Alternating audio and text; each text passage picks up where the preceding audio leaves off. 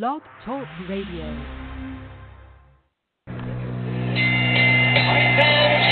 we go with the main event of the evening. Ladies and gentlemen in attendance, moms and dads joining us around the world. It's time for the bout you've all been waiting for. Finally, it is showtime.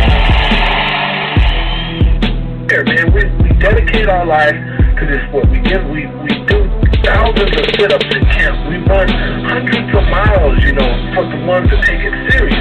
And we just dedicate ourselves fully to our craft, man. We watch tape. We have attitude. We rooting, and we go into that fight and to lay it on the line.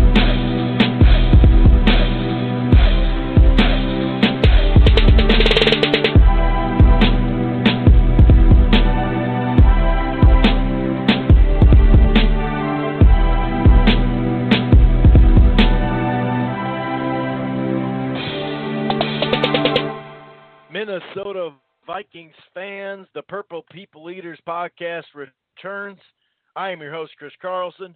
My co-host, Aaron Miller, will be joining us shortly, and obviously it's been a while.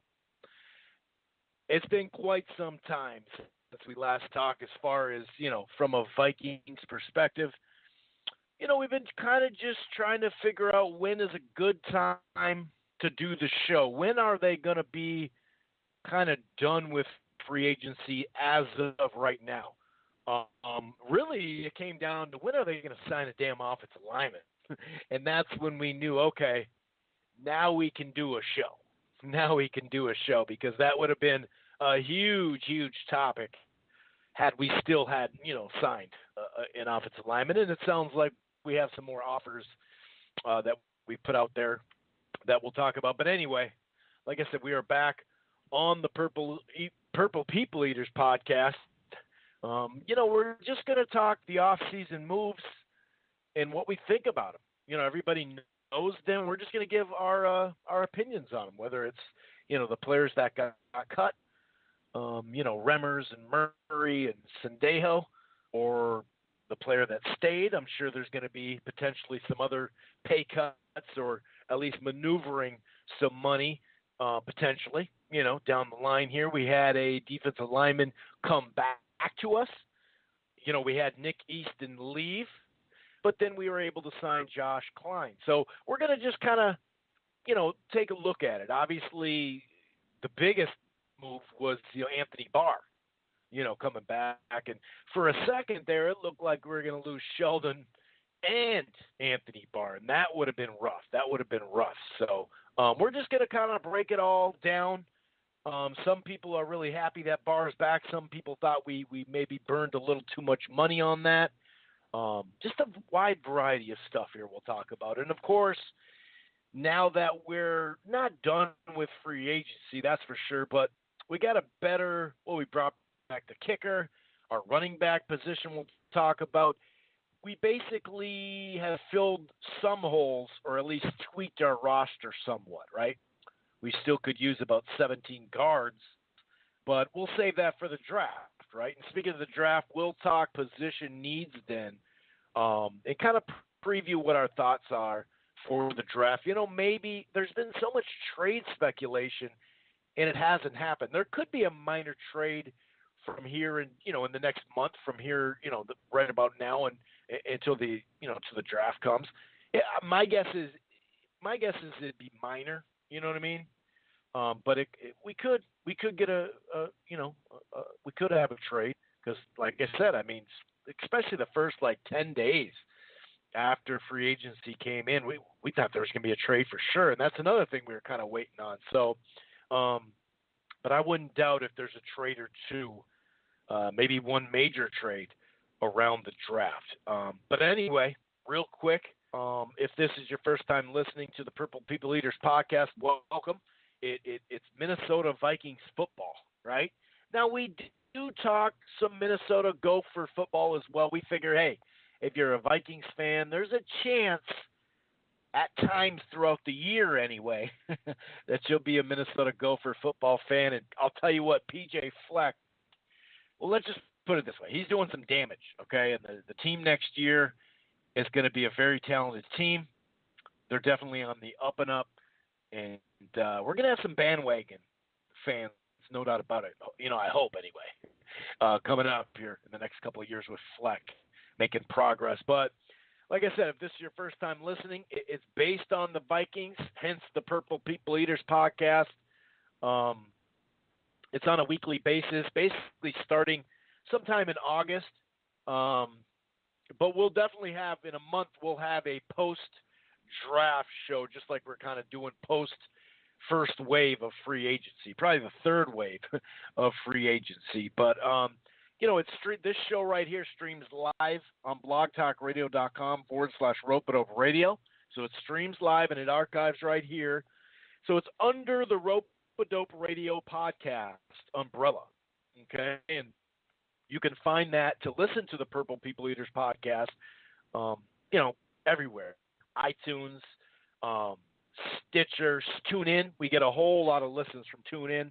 Same with iHeartRadio too, of course. But same with Player FM. Player FM is a really, really good source to listen to the show. We're also part of the Grueling Truth Sports Podcast Network, okay? And that could be found on iTunes and Spreaker and Stitcher, everywhere, including iHeartRadio and on Spotify. And by the way, just in general, you can use Siri or Alexa or whoever you got, in the kitchen that you talk to, and it records you, and it's kind of weird, but that's your own choice. That's okay.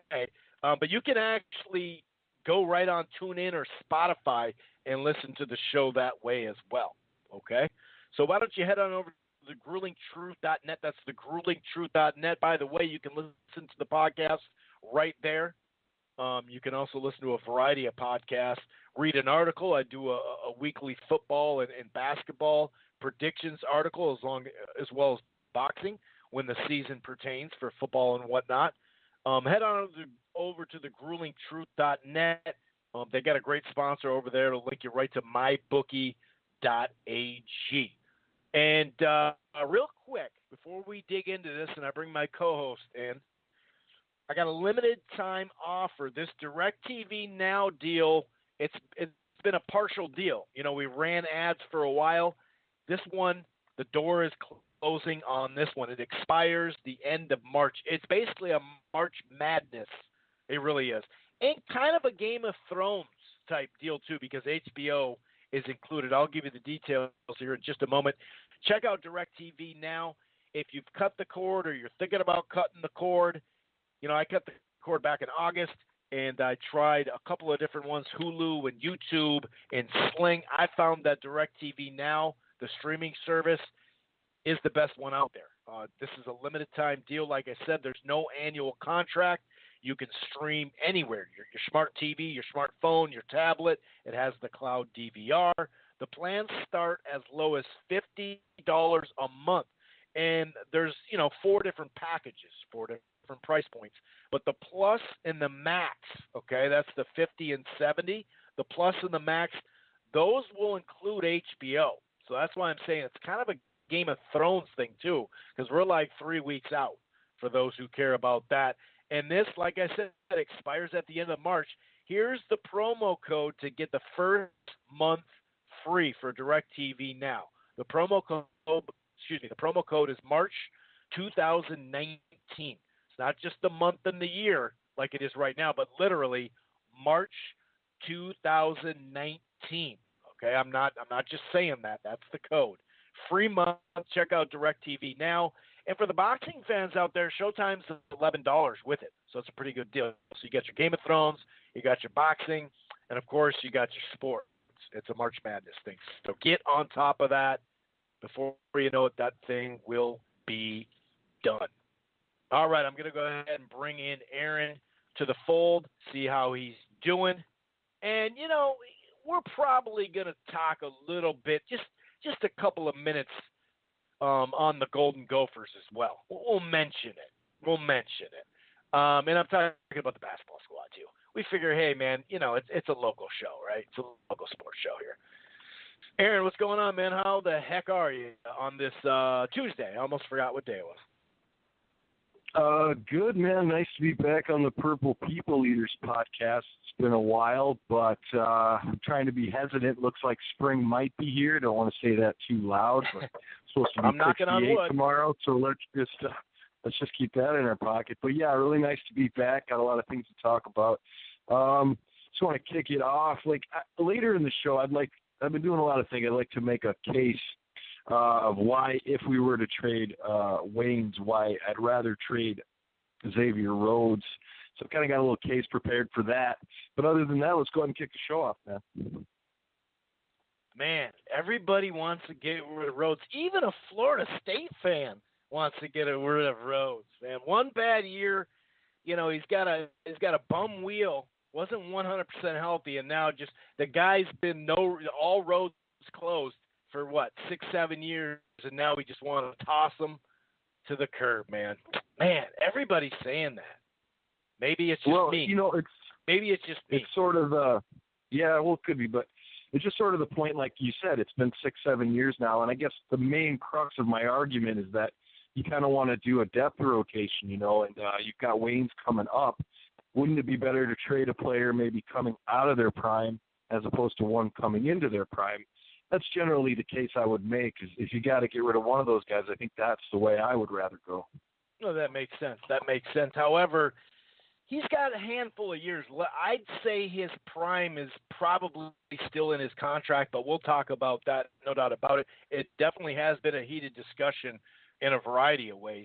And I I worked today, so I didn't get to listen to Zimmer today, but I do have a fair amount of topics and quotes from it that I gathered. So there's that. But yeah, you're right. It is good to be talking the purple. And just so people know, like I said, we got this show, right? Free agency, our thoughts on it, kind of draft needs, all that good stuff. We'll do a post-draft show, give our thoughts on that. Hopefully that goes well. Obviously, my guess is there'll probably be a healthy trade in there potentially. I don't know how major it will be, but I think there'll be a trade, and not just some sort of little minor trade. I think it'll actually be something there, some sort of meat on the bone on that one. And so we'll kind of let the draft, go and do, kind of let the rest of the summer, or the summer, I should say, not the rest of, because we're still in May at that point. So May, June, we'll kind of just chill on that, right? But we'll be back in August. So basically, we're going to do a couple of shows during preseason. We're going to do after Game 1. So we'll have a handful of weeks of camp in Game 1 to talk about. Then we'll take a 2-week break in there to kind of let it happen. And then Game 3, generally speaking, is the most important game, as we know, during the preseason. Usually, the starters come out for the third quarter, and it kind of goes off how they're playing, how long they stand. So we'll have one there, and then we'll be all primed up and ready for the Viking season in September. So instead of just starting the week of the season, we're going to give you a couple episodes during the preseason, unlike last year. So we'll definitely looking forward to that, and make sure you stay with us for the draft and then the start of the season. I'm definitely excited for the draft. Let's just kick it off right here, right now. Obviously, Anthony Barr was, he doubled back. He doubled back on us. Thank goodness. For a second there, it did look like Sheldon and Barr weren't going to be there. That was pretty scary. Once we brought back defensive tackle and really a run stuffer, Shamar Stevens, once he was back in the fold, I felt a little better, and I thought, okay, we really need Anthony now, though. And, both Sheldon, and this was kind of the debate on our show and amongst a lot of boxing fans and other boxing fans, other Vikings fans. And, sorry, I do a boxing show every week. I've been doing it for 9 years. What am I going to do? So that was a big debate. The Vikings fans, other podcasts, members of the media, a lot of people were like, okay, which one? We can't bring them back both. We knew that. So we offered both of them pretty damn good money but below what both of them could get on the free agent market. And so I thought, okay, hey, at least we're here one of them. You know what I mean? So I was happy that we offered both. I knew one would go. I was just hoping that two wouldn't go. And Sheldon bit on, I think it was Cleveland, right? He got a nice fat contract. I think it's 10 a year, a couple of mil lower than what we were willing to give. I think it was a 3-year deal. And then Anthony Barr was kind of, just checking it out, see what's out there. And several teams made a run, no doubt about it, but especially the Jets. And, we heard all this rumors about they're going to probably, we knew his best fit obviously is in a 3-4 because you can rush a linebacker, and him rushing the quarterback that much more would be huge. It definitely would. So we thought he was gone to the Jets. He actually, notified his, his agent and told him, yeah, I'm good. So he verbally agreed, and it was literally he just needed to put pen to paper. They were going to fly him in and the whole deal. And I guess when he hung up the phone, he just felt something, and it lingered, and it lingered. He called his mother. He called, a couple players, old friends, and just kind of was thinking, dude, I hate to do this. This is kind of going to suck, but I really want to stay. And right there in that moment of herky-jerkiness, I'm sure his agent notified, the Vikes, and especially when we saw, Sheldon leave, then it's like, well, we need to. So we bumped up our money. No, we didn't bump it all the way up to the Jets' money, but we bumped it up. And it's a significant contract, no doubt about it. The sticking point for us was getting that, I think it was 5.2 or something mil for a cap hit this year, because this year was going to be our tight year when it came to that. So we brought him back. Thank goodness we brought him back. And I did want to bring Sheldon back. But like I said, once they were both gone, I thought, oh my God. But then Barr doubled back, a variety of things, was going through his head. And like I said, it was a little bit calmer for me once I saw Shamar Stevens come back. Then I thought, okay, well, we could either bring Johnson back for third downs or a guy like Johnson, that type of thing. Then I thought, well, 2 years ago, we were just fine with the combination of both those guys, and that helps Johnson too. So we weren't relying on Johnson to be the guy full time. I think at this age, that just is not working for him. You know what I mean? So that was a big, big move right there. And he did speak about that somewhat. They've had, a thing I like about Zimmer, there's a bunch of them, but I like that he goes after his best players, or what he thinks should be a best player. And, him and Anthony Barr have definitely had it out before, and there's some times where he's underachieved, and Barr's even, said that. But then there's, about a 4 or 6 game stretch where all of a sudden you're like, dude, the game plan just works for him, whatever it is. And you're thinking, yeah, dude, this is the guy we saw in the first year and a half. And so, obviously there's not going to be any kind of contract, stipulations in the contract saying, hey, I need about 10% more blitzes or something like that. He knew that he was, I'm sure they're going to blitz him a little bit more. And we've seen Zimmer saying, hey, we're going to mix it up even more now that we aren't as young, I guess you could say. We did try to mix it up more as far as, just trying different stuff. And some of it didn't work. Some of it we were relying on young guys to do it. So he's been talking about certain things he wants to change this year for his defense, or just tweak or whatever. And maybe Barr, will be like that. But he said, they were talking about both guys, and he said, I anticipated we were probably going to make a bigger run at him because, it took more money in general. But he was, he started wavering. Once he started wavering, Barr, and we had lost a couple guys, he thought, oh shit, man, now we need to keep this guy. So he said it's kind of refreshing, and it was exciting, and maybe that'll kind of rekindle their relationship, because Zimmer did say a bunch of good stuff about him at the presser, And like I said, he's not afraid to go after stars. I'm gonna just once we get to that topic,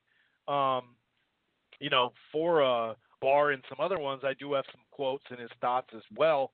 For a second there, Aaron, that would have sucked if we didn't bring back Barr and lost them both. But it's kind of meant to be. The fact that he took less money, the fact that he verbally agreed and then went back on it to the locker room, the system, the coach, et cetera, et cetera, et cetera. I'm really happy to have him back, especially how it happened. I think it really tells you that this is where he wants to be, obviously. Yeah, I think it really does. And, you were saying about when he left, it would have been nice to keep them both. And, and then the flip side of that is losing them both. And, that was a rough day or so because you don't really know what you got till it's gone, and it was teetering to being gone there for a second. You're like, whoa, wait a minute. Barr's been a mainstay. It's part of the nucleus of this defense. It's probably what's known as the captain on that defense. Calls the plays and kind of quarterbacks the defense a little bit out there, and you start to see, after he's supposedly signed, you got to kind of get to see where people stood on him. Some said, "Oh, good, glad he's gone." Others were like, that's unfortunate. We probably need him. And you got to hear a lot of different opinions in that day and a half or so. But then you got to know his role, what we were going to miss and what he actually did for that team. And so you're really happy that he did change his mind. I think I'm happier for him that he changed his mind just because God, going to the New York Jets and trying to make something out of that just doesn't seem like a very good time. And I think that's probably what ate at him a little bit after he hung up the phone and with their deal and was like, geez, it's the Jets and I'm living in New Jersey and all that fun stuff. So I'm glad he did change his mind. Talking about Shamar Stephen coming in to kind of replace Richardson, I think we're going to need more than that. I don't think he's good. He's a good player. I don't think he's a great player. I didn't think Richardson was a great player either, but I think Richardson sort of was a very good player. And having Stephen in the shape that he left, he was just kind of an up-and-comer on the defensive line, went to Seattle, had mixed reviews, and decided to come back. I think we're going to need some more help, maybe get into that in the draft section. If someone's there in the first round, it's a whole thing, or maybe even deeper in the draft. I know we drafted a couple guys for depth last year that might be able to step in. But, yeah, you're right. We couldn't have both. We had to take one or the other, and it wasn't like we really had a choice. The choice was sort of made for us. So we go ahead with Barr, and good luck to Richardson in Cleveland. Yeah. Definitely. I mean, they're definitely on the up and up, and here in Loserville we can appreciate. Although you know what, screw them. They just a couple years ago they won a title now, so the NBA. So we don't. But Cleveland, we can at least with the Browns anyway, we can relate. So it's like, hey man, especially when you're in the AFC, it's kind of like the Cubs. Like, hey man, I'll watch the Cubs. Back in the day when they sucked. Or just couldn't get over the hump. Not, they had Dawson and they had a ton of guys, but we could definitely relate to what's going on there. By the way, we knew that Zimmer had been extended. So it sounds like now it's official that Rick Spielman and Zimmer both received extensions through 2020. So that just kind of syncs up those two. And if it's this year and next year, that would include Cousins in that as well, if you think about it. So, I think that is important to an extent.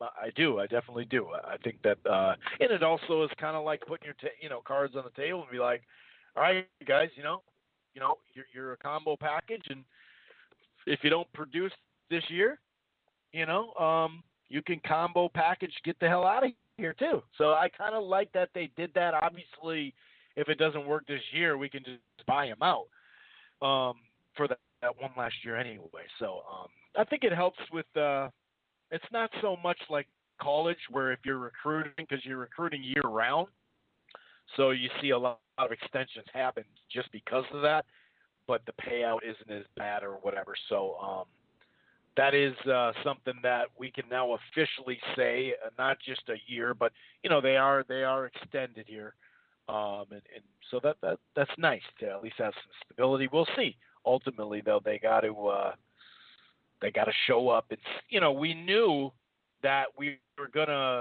saw some contracts and we knew some cuts were coming. A guy like Murray is a tough one to lose, but this day and age with running backs, we just couldn't pay him the money he was making. We couldn't do it. We just couldn't do it. And I wish him well, no doubt about it. He's been pretty solid for us. But we pretty much knew that was going to happen. We've made a move that we'll talk about when we talk about some free agents that we signed or brought back. But you figure Murray was going to be gone. Like I said, the veteran free agents one of them we signed, and then also the draft. I mean, I think we'll be okay there. Obviously, we can't have Cook out for half the year. Then that will come back and bite our ass. Remmers had to go. I mean, maybe if you didn't see something from the rookie last year at the tackle position, you could slide Remmers back out there. But money-wise, yeah, he had to go. Same with Sendejo. Mr. I'll hit the shit out of you, but won't wrap up. Last year he really didn't play much. He got hurt, and then just the people in front of him, Harris and company, were just playing better than him, or at least playing good enough to stay in the lineup. I think Sendejo was always a pretty good player. He had his moments, but to me, there's no point in overpaying him or anything like that. And then Everson Griffiths decided to take a pay cut to be able to stay on the team.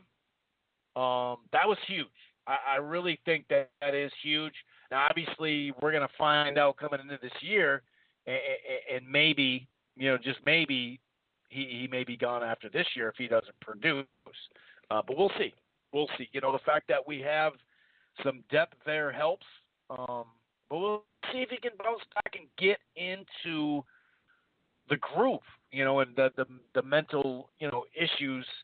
We'll see, how that works out. Obviously, there was information out there about how certain meds, although they help them mentally, right, they get them kind of centered pretty strong. So it's hard to play up to an NFL level on them. And so that was part of him trying to find the right dosage and to be able to play full on. And so I think that's the biggest thing right there. It's like it really matters the medication and how powerful it will be for him physically. And that's what it comes down to. That's what I think anyway. A couple other moves. We mentioned Stevens back. Anthony Harris. I actually wrote it Anthony Safety Harris. Hey, I mean, that's his position, I guess. Both of them returned. Harris played really, really good. I like him a whole lot. So as far as the cuts and the trims, anything that kind of makes you scratch your head, or it kind of seemed like Murray, Remerson, and Dejo, those were kind of what we listed and what many listed as far as they're probably not going to return to the club, just from a financial perspective. No, it seems pretty much the chalk there. Easton, I think he kind of threw him for a loop. I think Spielman thought he kind of had him in the bag, and I think he was a bit surprised when Easton decided to move on. I was a little surprised, too. He's just been a lifer here with the Vikings, so I thought maybe he would stick around, but he went on and moved on to New Orleans. And Murray, that's another one you want to kind of keep. He's definitely a useful piece, but, at the money we were paying him, you're right, you just got to kind of cut bait on that one. Remmers, obviously, I mean, he's still not signed with another team as far as I know. Right. He just had really struggled the last two seasons, both at tackle and guard. And then I think he struggled for a little while, too, with Carolina. That's letting him go and moving on to us. So I think he's having a little rough patch in his career here. So, he had to move on. Sendejo, Yeah, I mean, I wonder if that injury is a little bit more than they want to let on. He did sit out the last part of the year, and Philly's taking a chance on him. He's a good player, like you said. He's a missile. He doesn't really like to wrap up, but he gets to the ball. He's made a couple good plays for us. He's been here for an awful long time, so he's going to do well, I hope, in Philadelphia. Griffin's one I think they would have wanted to let go. I think he kind of maybe begged for that pay cut to stay on the team. Just a little security is kind of what he needs right now, and I hope he can raise his level of play. If not, he's a good guy to come in and spell some guys on that defensive line. If we get another guy that can play the end, I'm not really big on the other guy. I like Daniil Hunter. I think he'll move over to that side.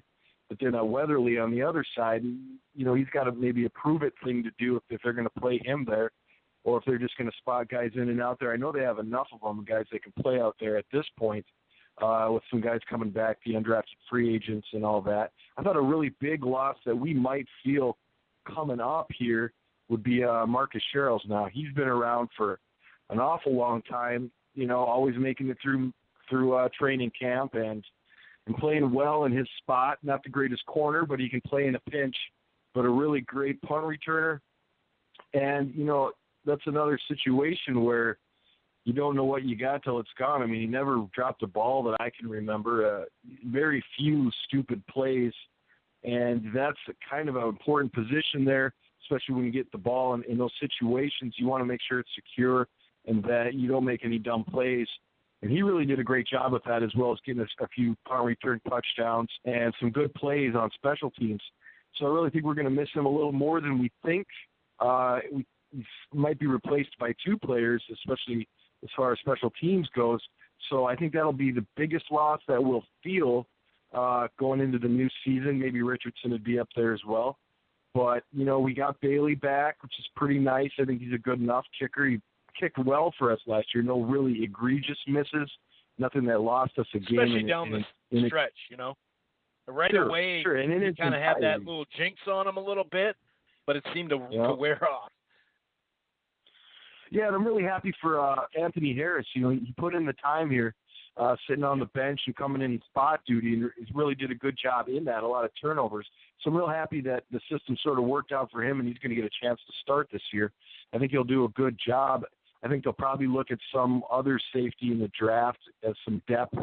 But I think overall the defense is staying intact, which is probably up to 6 years now for the core of it, and that's just unheard of in the NFL. So I really think the Vikings did a great job of wrapping up their young defense, and continuity there is, I'm sure at this point those guys can make calls without even making calls, which is what you want to be able to do. I'm sure they've seen almost everything that can be thrown at them and are able to adjust the way that Zimmer wants them to. So I think defensively, we got a few holes to fill, but overall I think they did a great job in the offseason thus far. I think they're going to look for some guys in the draft to bolster depth or maybe come in and fill a position, but real happy with the way the defense looks. Yeah, and before we get to the elephant in the room, sometimes literally with the size of these guys, offensive linemen, we'll get there in a second. But, Zimmer did talk about potentially, he's talked about it a couple times now, talked about the combine too, about potentially bringing in a kicker coach. And this is coming from Courtney Cronin, who does a good job for ESPN at 1500 covering the Vikes. He said he had a positive experience actually working with one when he was in Dallas, a kicking consultant basically. Just another set of eyes doesn't hurt was basically his quote on that.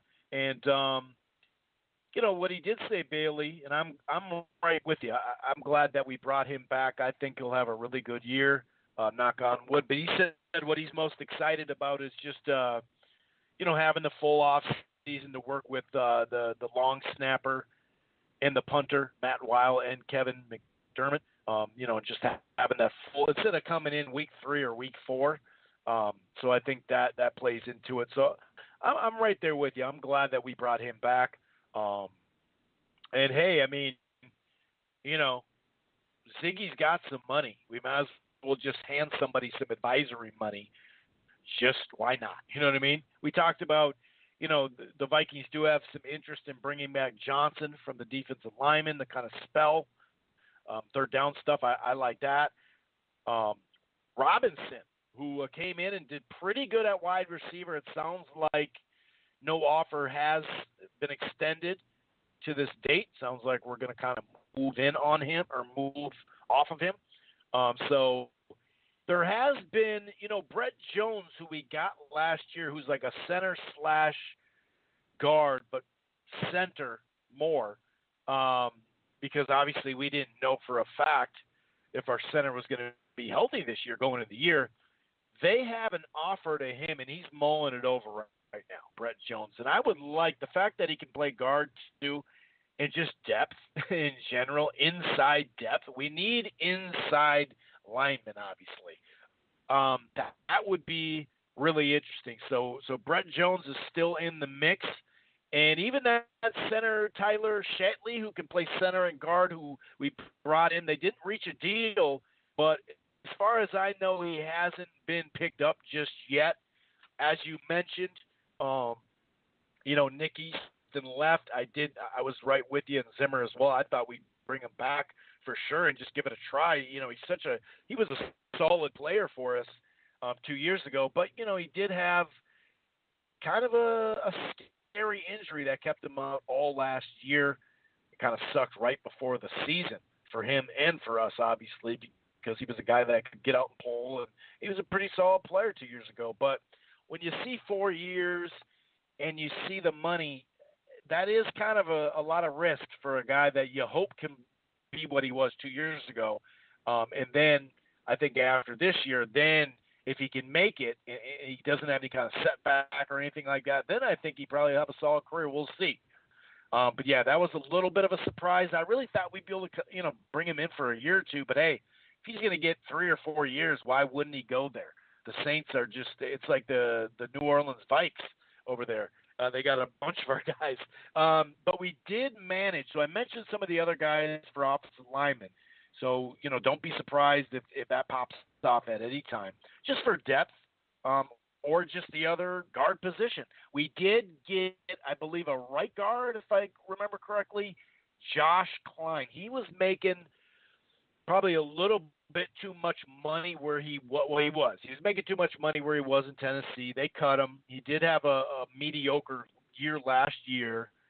He is in a similar, pretty much very similar system to the point where a lot of the calls and a lot of the lingo is very much the same. So he might be ahead of the curve when it comes to that, but the guy is, what they say, 46 or 48 starts in a row.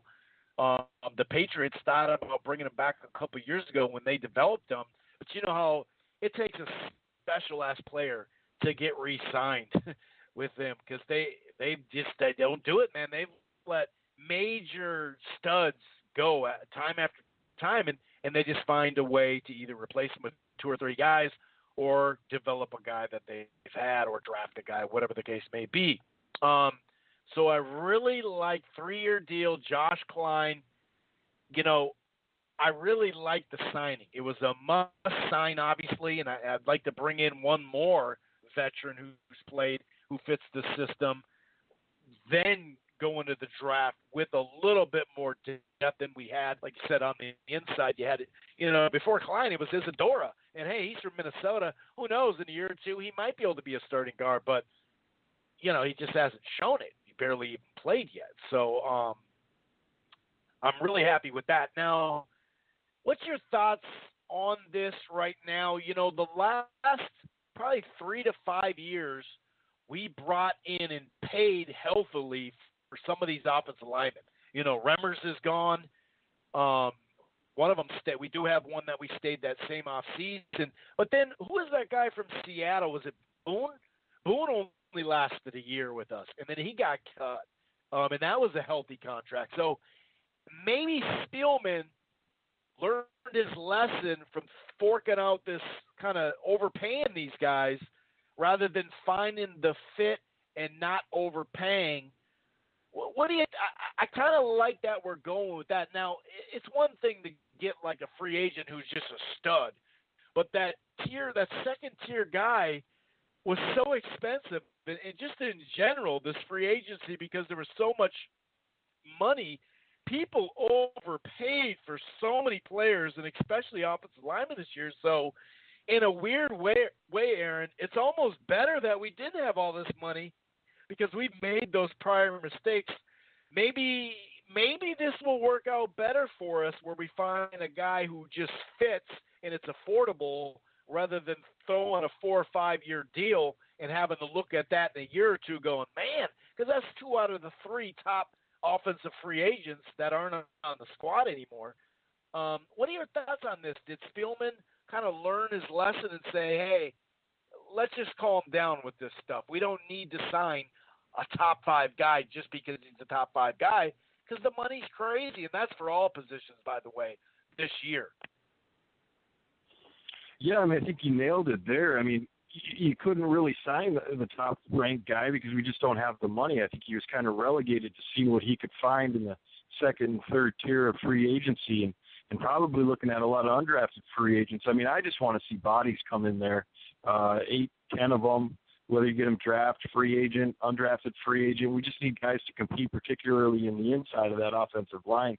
And now we've got what Chicago has for a defensive line. I mean, we really have to shore that up. This has been an ongoing problem for probably up to 5 years now, and it just seems like this is the year it has to be addressed. I mean, it should have been addressed last year, but you know, things got in the way, and I really think that, you know, it's going to be a pretty loaded draft, and Klein's good. I hope he can make starter, but, I mean, we do need the depth there, and, you know, it depends on who they get in the draft and where he plays. I mean, they could just take the best offensive lineman and move guys around, but, you know, I'm starting to spoil on the idea of moving guys around.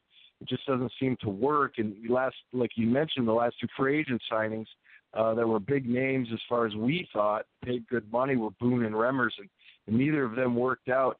I hope we got some new eyes in there because it just doesn't seem like we evaluate offensive linemen all that well. I mean, we did get the tackle last year, and I think we kind of lucked into that. Everybody thought he was going to be a bit of a project, that being O'Neal, and he kind of worked out, and, you know, he played well. He's athletic. I'd like to see him stay at that right tackle position and kind of learn that and hold it down this season and kind of get a good grade on that, see where he's at with that.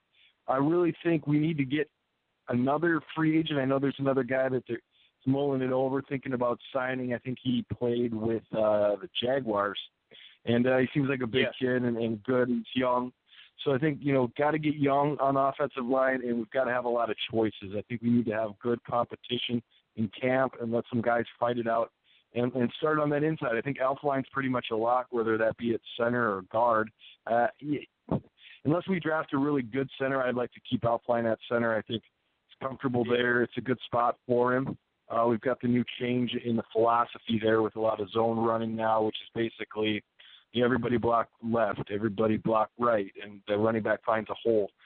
I think that in a lot of cutbacks as well on that. So you want to get guys that can get out and reach the second level. And Elflein's proved that when healthy, he can do that very, very well. So I think we need, you know, to fill up that inside, we need to have, you know, 2 guards on each side and probably a guy that can, a swing center guard type of guy. I think the tackles Reef will do, but you want to get somebody young in there. That'll probably happen in the draft somewhere. I really think it just comes down to evaluating what's available at the moment and making the right choices to fill out the rest of this offensive line. It's really got to be the number one priority from this point forward. I'm sure it's kind of been a priority this whole offseason, but to just end up with 1 second to maybe 3rd tier free agent as a guy going into the draft leaves you kind of wanting a little bit more. Yeah. And, you know, he did speak about his philosophy and how they're changing the system a little bit in general that'll help the line, that'll help Cousins just in general, just a little bit more on Rhodes. He did mention how we need him to be more consistent, play better. He needs to have a better year than he did last year for Rhodes. But he did say we're paying him a lot of money, so he needs to play up to that contract. That's basically saying we're not going to trade him. That's just my opinion. But he did, just to kind of reiterate what you were talking about in that zone blocking and all that. And obviously Zimmer wanted to run the ball more. Now he's not committed strictly to 50-50 balance. He just, you know, it's a game by game. Obviously, this is what he was saying. He just he said stress he puts on the defense by, running the ball, it's just big. And 2 years ago when we were second in attempts and I think 8th or 9th in rushing, that goes a long way.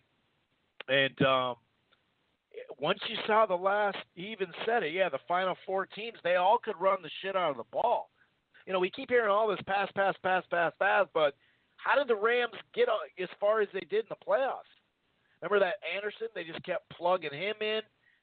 They ran the shit out of the ball. All those teams did once they got in there. And in a lot of those games, all of a sudden weren't these high-scoring 42-41 games. They were kind of back to, I'm not going to say old school, but you need to run the ball, period. That's just how it goes. Unless you got, 1 or 2 more threats on offense and a great offensive line, then it's a little bit more. You can do that, but I'm glad that they're, he's not just saying, hey, we need to be 50-50, but he definitely wants to get back on that. And then as far as he had a conversation with Kyle Shanahan, 49ers coach, and he was talking about how Shanahan's influence and Cousins with Kubiak, and he just thinks, this is a quote, bottom line, Zimmer says, it's games where, he's got to play better, sure. But the offensive philosophy, the terminology, the West Coast system, it's basically, he said he's going to play really good. The offense with Kubiak and Stefanowski is right down his alley. So the fit, as we were talking about last year during the year, the fit was so damn important, especially if you don't have a top 5 quarterback. You know what I mean?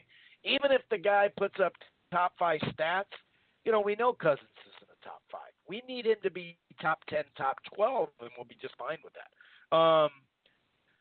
So, yeah, that about sums it up on my end before we start. We talk about draft needs and whatnot. Is there anything else as far as the moves that were made or not made or whatever that you'd like to talk about? I thought that Trevor Siemian moving on was an interesting thing.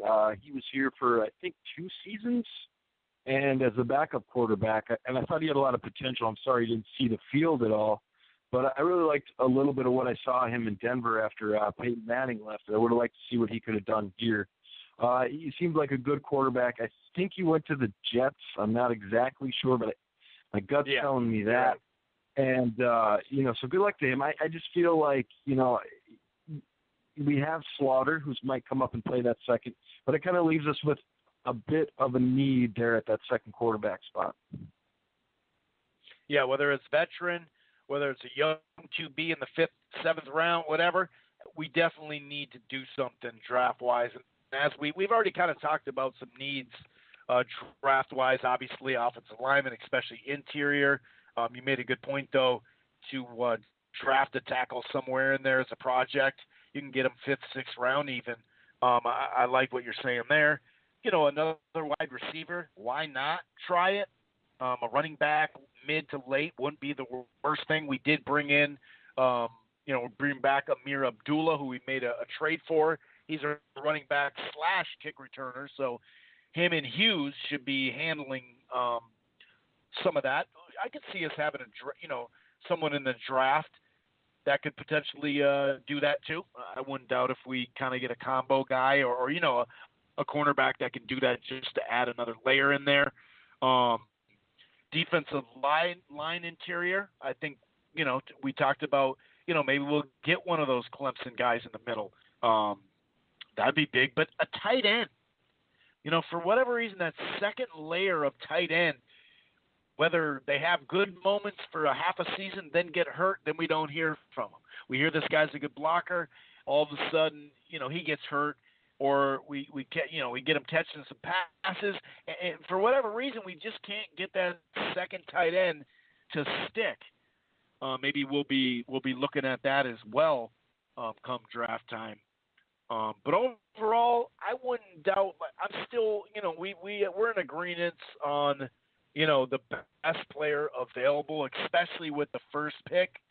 But really, I'd say the second pick as well. I wouldn't doubt, though, like I mentioned, if we make a significant trade, before the draft, sure, I could see some minor ones, but I could see draft night us making a decent draft, or I'm sorry, a decent trade, something significant. It wouldn't surprise me, but we'll see. Maybe we'll move up in the second round a little more. It does seem like an offensive lineman or a D tackle will be there in the first round. There's about 3 or 4, maybe just 3 offensive linemen that should be in the realm. If you look at a variety of mock drafts and all that, I mean, I know there's a month still, but it seems like we're going to be able to get somebody there at offensive line. It's just a matter of if we snake it. It's a fairly deep offensive line draft, kind of top end. So there could be a run on them, and maybe we won't get one, and we'll get that second tier one. I really don't know. It's kind of funny though. Last week, Aaron, I saw this picture of Zimmer at this Kentucky cornerbacks pro day, and he's on the field. He's chit-chatting with them. Them two are just all alone on the field chatting, and he's just the mad genius is just like, I got another one. I got another one. No one knows about this guy. I got another one. I just can't help to think that he doesn't have his eye on a corner. You know what I mean? But yeah, D tackle or offensive line in the first round, 2, 3 rounds, definitely a must. He's going to get a corner in there somewhere. If not, he'll get a safety. I mean, he's probably got his eyes on a few guys that he likes.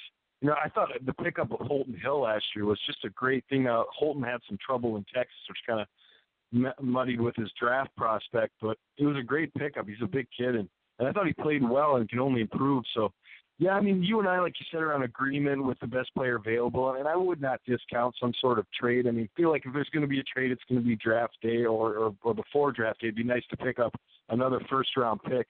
I think that's something that could be in the cards, and you kind of called it. I want to kind of piggyback on your tight end deal.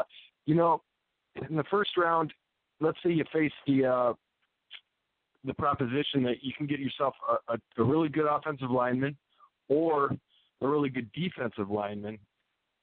Obviously, I think you'd probably want to lean to an offensive lineman that you like, but there's 2 Iowa tight ends there that look pretty good. And, let's say there's a run on offensive linemen for your first-tier offensive line. Do you want to go ahead and maybe take Noah Fant and end the whole tight end conversation and maybe, use Rudolph a little bit for some draft capital? That might be something we could look at. I think Rick Spielman's going to have one of his moving around quite a bit in this draft. He's going to be very active, trying to get more picks and trying to get higher picks. I think we know that we can afford to pay rookies, and we're going to need to get good ones that can contribute. So I really think that he's going to be moving around quite a bit, and I wouldn't doubt us having 2 first-round picks either during the draft or leading up to it. I think that you want to take an offensive lineman, but I don't think you should lean any way in the first round and just take the best player that's there. And then one of those Clemson guys could fall to 18, and I think that wouldn't be a bad pick. I think you get a high-end defensive tackle to go ahead and replace Richardson. Patterson, the defensive line coach, always works wonders with guys. So you get him a guy with first-round talent, and I think he can come in and make an impact right away. Offensive linemen, there's a couple I like. I like that tackle Cody Ford out of Oklahoma, and then that Dalton Reisner guy out of Kansas State. I think those are a couple names to think about in the first round. And I think you nailed it with the third wide receiver. We need to get one way or another. I think we got Chad Beebe, who will probably do some kick returning and be a good third option, I think. But I think you want to maybe get a guy with some size to him. I know the Treadwell thing hasn't been working out. And I'd like to see if we can get another guy in there with 6'1" or over with some length to him for some red zone opportunities. You can pick up a running back pretty much anywhere. You wanted to talk quarterback a little bit. Do you use a 5th, a 4th, a 6th round pick on a quarterback, take a chance, get him in the building and see what he can do? I think that wouldn't be a bad idea. You're going to need somebody behind Kirk the season after next. And it wouldn't be bad if you could find a guy that could come in and train for a couple years and then take that role over. Now, you might not find that in the 4th or 5th round, but then again, you might. You just never know. So I would take a flyer maybe on a quarterback this year. and see how it goes. Yeah, I'm thinking though, first round it's going to be offensive line or defensive tackle, just like you said, and look for a corner to go in there somewhere. So I think it's pretty easy to redraft. I think most of the suspense is going to come from Spielman moving up and down and attaining more picks. I think that's kind of what to look for in the coming draft. Yeah, I think they'll be eyeballing a late pick for the quarterback, like you said, and if we don't have a veteran signed by them, they'll definitely be eyeing it. But you can come out of the draft and still in June, because that's a lot of times where that second wave, gets cut. The second wave cuts, and there's actually a stronger third wave once you get into camp too, and you get down to 53 and all that. So I believe we're going to find a veteran quarterback, or like you said, maybe we will. I think we're going to be okay. I feel like it's a position we can fill, not totally similar to running back, because we'll need the guy probably to produce more. Well, hopefully anyway, because we did pay Cousins money, so we need him in the starting lineup. But I think you can find it for what you need. But I agree. I like the trade to bring What's-His-Toes here, but he figured, hey, man, I could have sworn it was a 2-year deal too, but I guess I was wrong. It was just a 1-year deal. But anyway, that about wraps it up. As far as Gopher football, the spring, they're starting to come back now from spring break. They had a handful of practices. Now it's really practice central scrimmage. April 13th at noon, I believe, is the spring game. I'm going to go to that game just to check it out. It's always fun to be in the stadium as well, but just to kind of get a look at this Flecky guy here. And with the squads coming back here, get a look at this defensive line, because that's basically what our season, how they produce, I believe how our season will go. But real quick, the Michigan State game for the Gophers basketball, real quick, like I said, it sucked that Murray, that Murphy couldn't compete in it. You know what I mean? He tried to give it a go. I was a little worried about it, back and all that. He couldn't give it a go. We obviously missed him. And from the jump, 5 minutes in, it's 11-2. We kind of worked our way back on the back of Coffee, got it to like 14-9, but then Sparty went on a run. I did think we got from Omersa. I think we got some good minutes, some good productivity out of him. I think he's going to be able to produce. We mentioned that on a show or two ago. I liked his defensive positioning. It's just his positioning on the inside. He was giving us good, solid minutes. I really thought that we were just taking too many threes, and I know they're giving them. But even like Murphy's first shot or two was three. Like they were really saying, hey, go for it, man. Take those shots. We don't think you can hit them. And we had obviously hit a bunch of them, 11. It was a turning record in the game before, and you knew that probably wasn't going to continue. But, yeah, a 14-0 run gets at 31-11. They're up a whole lot of points, at the half. We did manage to cut it to, I think, 31-19 or something like 34 to I don't remember. But they're shooting 13 of 16 from the field for a second there. That's 81%. Gophers were 4 of 21, including 1 of 11.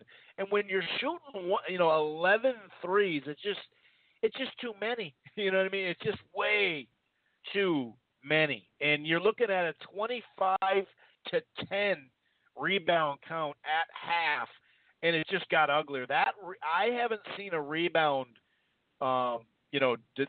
differential like that in a long time. That really hurt us. And obviously Murphy, Mr. Double-Double, hurt us. But you're looking at half, and you got 12 points, and from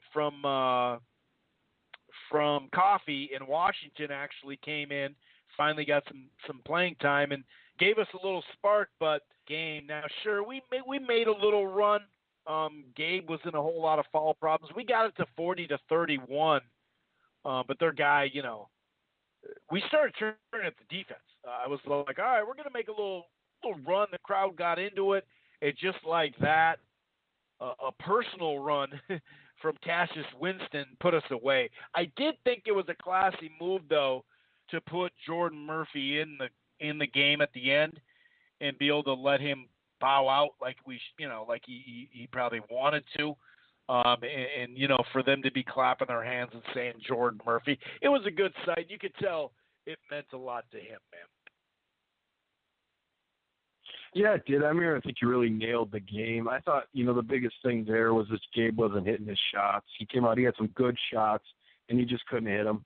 Kind of happened all night, and that kind of just left you with coffee. And one guy's easy to defend. And, Murphy would have been in there. We would have got a little more rebounds, some second chance points, the things that he offers. But, that Michigan State team was a little better than even I thought they were. And then Winston's a great player, and God, I wish we could have a point guard like that. We need to find one, or Washington needs to become one. I thought he played decently well. I thought we got a good look at what next year's going to look like. Pretty early in that game, about the mid part of the first half, Pitino just kind of switched into next year mode. That Murphy was out, and kind of got to see what we might look like. Hurt got a lot of good minutes. Washington got a lot of good minutes, so Mercer as well. So we got to see sort of a preview. If Coffee stays or not is kind of a question we can talk about on the other show. But I think that overall it was a good season. I thought the win against Louisville needed to happen, and I'm glad that it did.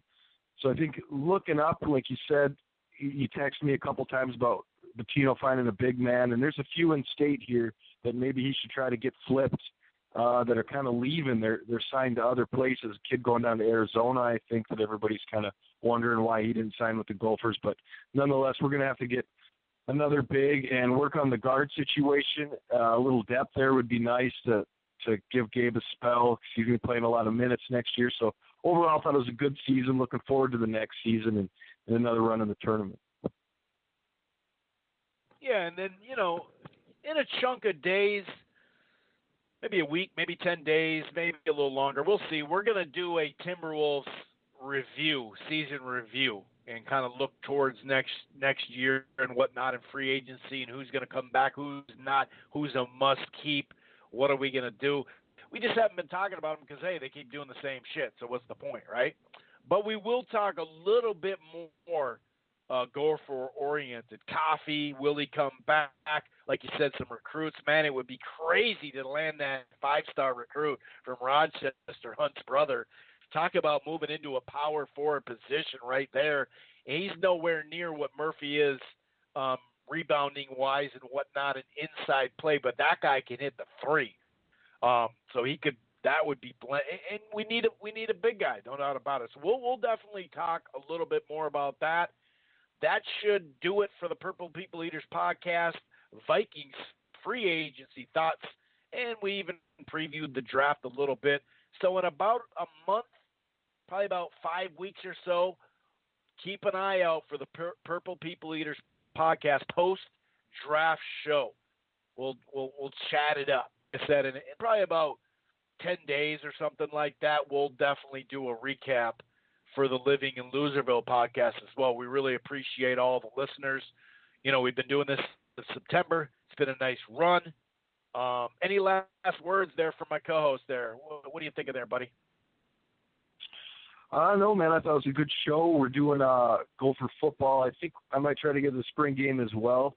And they look pretty good. So offensive line looks amazing. So we're going to have to take a look at those guys and see what we think will be a quarterback competition and new guys at linebacker. And really want to keep an eye on the secondary. I thought that was a kind of a question mark for us last year. Want to kind of see if we got the kind of guys that can come in, and we need another corner, and we got a safety graduating and another safety coming in. We got some good recruits that might be able to fill that spot, and some players that were redshirted last year. And I really think Fleck's going to be doing a lot more redshirting this year, especially with the 4-game rule. I think a lot of these guys that came in this year are going to start off in that redshirt position, which is a luxury that we didn't have last year, and it'll be kind of good to see freshmen not thrust in so fast as they were last year. So, looking forward to Gopher football season as well, and I'll see you at the spring game. Yeah, and we'll have a spring game wrap and just spring wrap in general. And there is another Winfield in the secondary coming. to town, folks. Just so you know. That's right. A third Winfield in town. I love the Winfield family. God bless you. Winfield was Antoine Winfield is one of my favorite Vikings player of all time. I mean, I just love the guy's hard-nosed little dude, but he's tackling your ass, dude. He's tackling you. He's another linebacker. He'll just go right underneath the legs of an offensive lineman. He was so fun to watch. But anyway, I'm going to get out of here. We're going to get out of here, I should say. That's it for the Purple People Eaters podcast.